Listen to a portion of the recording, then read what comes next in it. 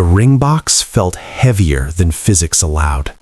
It wasn't just metal and velvet. It was 3 years of compromise, anticipation, and quiet hope pressing against my thigh as I walked into the restaurant. The Celadon, her choice. She liked places that felt expensive enough to be photographed, but casual enough to feel superior about. I arrived early, always did. Habit of being the dependable one. I checked my phone. No messages. I checked the time. 7 minutes late. On brand. When Chloe finally walked in, the room adjusted to her. She wore a black dress she'd tried on 3 times in front of me at home, asking which angle made her look effortlessly hot. Her friends Jenna and Priya followed, already laughing, already loud, already scanning the room to see who was watching. Chloe kissed my cheek without looking at me. "Hey babe," she said, distracted. "We're starving." Of course they were. We sat. Drinks arrived. Chloe launched straight into a story about humiliating an intern at her marketing firm. Not correcting him, humiliating him. She did voices, facial expressions, punchlines. Jenna laughed too hard. Priya laughed softer, later, like she was buffering. I smiled when I was supposed to. This was the woman I was about to marry. The waiter poured champagne on cue. Her favorite. She didn't notice. The moment arrived anyway. I stood. The scrape of my chair against the floor cut through the restaurant. Chloe paused mid-sip, eyebrow arching with mild irritation. "What's up?" she said. "You look weird." Jenna snorted. "Constipated, maybe?" I ignored them. I walked around the table. My heart was no longer beating, it was sprinting. I lowered myself to one knee. The restaurant went quiet in that subtle way places do when something interesting is about to happen. I pulled out the ring box. It opened with a soft click that sounded thunderous in my ears. The diamond caught the light perfectly. I'd chosen it carefully. Not flashy, timeless, solid, like I thought we were. "Chloe Marie Evans," I began, the rehearsed words lining up in my mind. "For 3 years you've been the most—" She laughed. Not a gasp, not a surprised inhale, a laugh.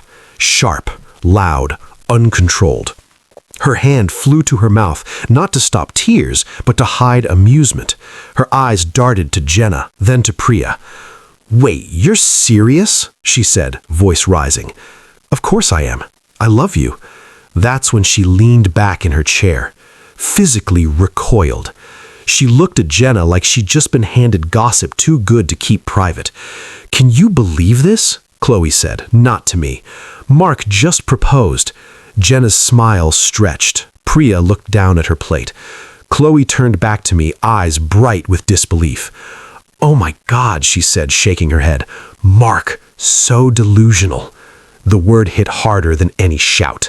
Delusional. She said it slowly, savoring it. "Imagine thinking," she continued, enunciating each word, "that I'd actually marry him." Him, not me. Like I wasn't even in the room. She gestured vaguely in my direction, like she was pointing out a coat rack someone had mistaken for furniture.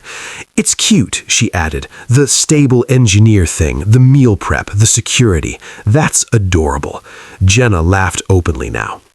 "But marriage," Chloe continued, "my life would be so settled. I'd be bored by 30.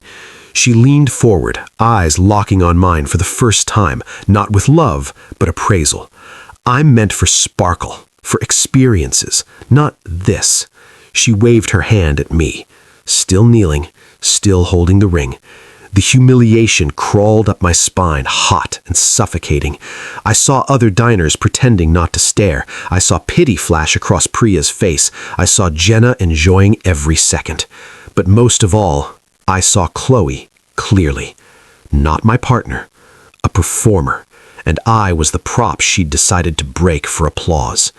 Something inside me didn't shatter. It froze.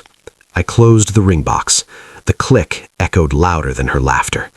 I stood up, slowly, carefully. I reached into my wallet, calculated my share of the drinks and appetizers, added an excessive tip for the waiter who hadn't signed up for this mess, and placed the cash neatly on the table. "You're right," I said calmly. My voice didn't shake. That surprised me. My mistake. Chloe blinked. "Wait." I didn't look at her. Didn't look at Jenna, didn't look at Priya, didn't look at anyone. I turned and walked toward the exit. Not fast, not dramatic. Just gone. Behind me, I heard my name, sharp, confused, irritated. Not regret, loss of control. Outside, the night air hit my face like a reset button. Go home, a voice inside me said. Erase yourself. The drive was silent. No music, no tears. Just direction. When I walked into our apartment, it didn't feel like home anymore. It felt like a storage unit filled with lies. I changed clothes. This wasn't mourning. This was logistics. I boxed my books without reading the spines, packed my records carefully, took my grandfather's watch, my passport, my documents. I left the things that smelled like her. 3 hours later, my life was stacked neatly by the door. I sent one message. Imagine thinking I'd stay. Then I blocked her. I didn't look back when I left. And that was only the beginning. I didn't disappear. That was her first mistake. Chloe expected drama, rage, late-night messages, a long paragraph she could screenshot and dissect with her friends. She expected me to beg for clarity, or closure, or a chance to explain myself. Instead, she got silence. The first call came at 7:12 a.m. I was already awake, already gone. The phone buzzed on the kitchen counter of my temporary apartment, a clean, quiet place that smelled like fresh paint and nothing else. I watched it ring, then stop. A minute later, a text. "Are you seriously ghosting me?" I didn't respond. At work, I told my manager I'd be taking personal leave, not because I was broken, but because I was changing direction, and I wanted space to do it deliberately. I sent emails, made arrangements, shifted accounts, moved money. Clean cuts, no fraying edges. By noon, she had left 7 voicemails. The tone evolved quickly. Confused, annoyed, offended, angry. By the 5th voicemail, the confidence cracked. "Mark, this is childish. We need to talk. You embarrassed me last night." That line stayed with me. You embarrassed me. Not I hurt you, not I went too far, not even I was joking. Just optics. Always optics. I deleted the voicemails without listening to the rest. By evening, the messages came through friends. Jenna first, of course. "Hey, don't be dramatic. Chloe was just surprised. You know how she jokes. You really overreacted." I blocked her mid-sentence. Priya messaged next. "I'm sorry, I should have said something. Are you okay?" I paused there, then replied, "I am now." That was the last message I sent about her. For 2 weeks, I rebuilt quietly. Not glow-up montage quiet, not revenge quiet. Strategic quiet. I moved apartments permanently, changed my gym, changed my routine. I stopped going to places she liked and returned to the ones I had abandoned to fit her aesthetic. I slept better than I had in years. That's when the rumors started. Not about me, about her. Chloe had begun telling a new version of the story. In her version, I had blindsided her, proposed without warning, made her uncomfortable, put her on the spot in public, forced her into embarrassment. She told people she'd saved me from myself. She said I was unstable. But stories have gravity, and lies require maintenance. At first, people nodded, then they started asking questions. Why had I vanished so cleanly? Why hadn't I tried to explain myself? Why wasn't I begging? And then, inevitably, someone brought up the video. The restaurant manager had security footage. A few diners had recorded. Not the whole thing, but enough. Enough to show her laughing, enough to show me kneeling, enough to show the ring closing. Enough to contradict her narrative. The clip circulated quietly. Not viral, worse. Shared in group chats, sent privately, whispered about.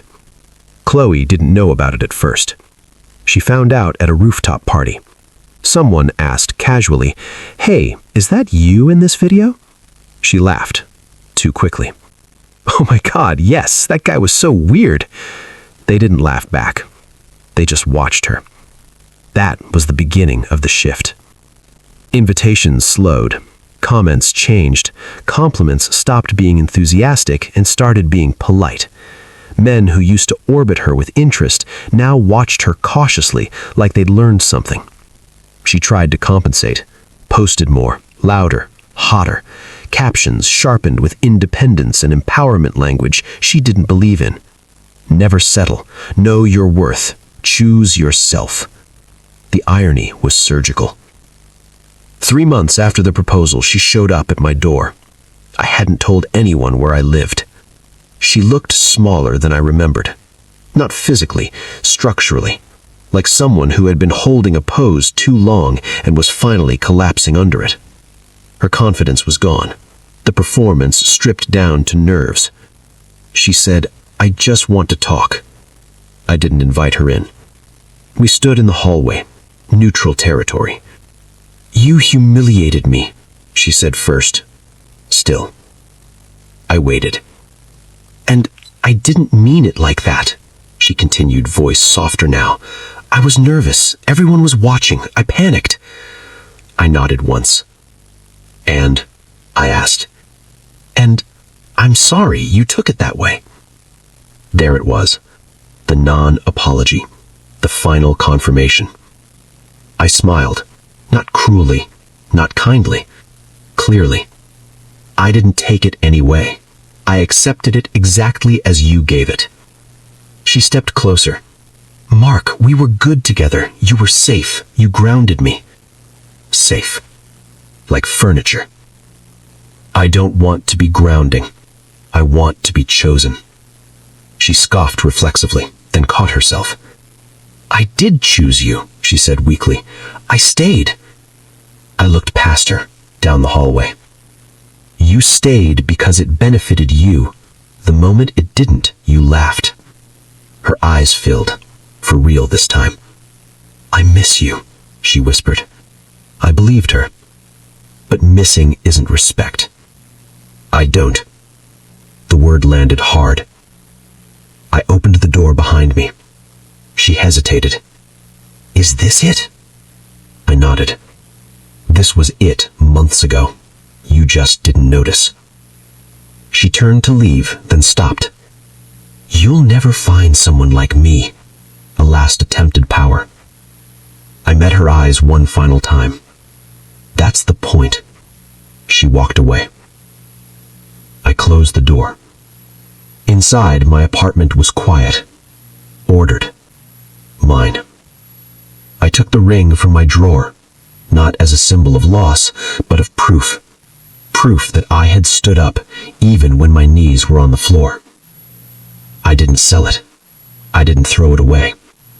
I put it back. Not as a reminder of her, but as evidence of the moment I chose myself, and never laughed at someone else's devotion again. And that was the end.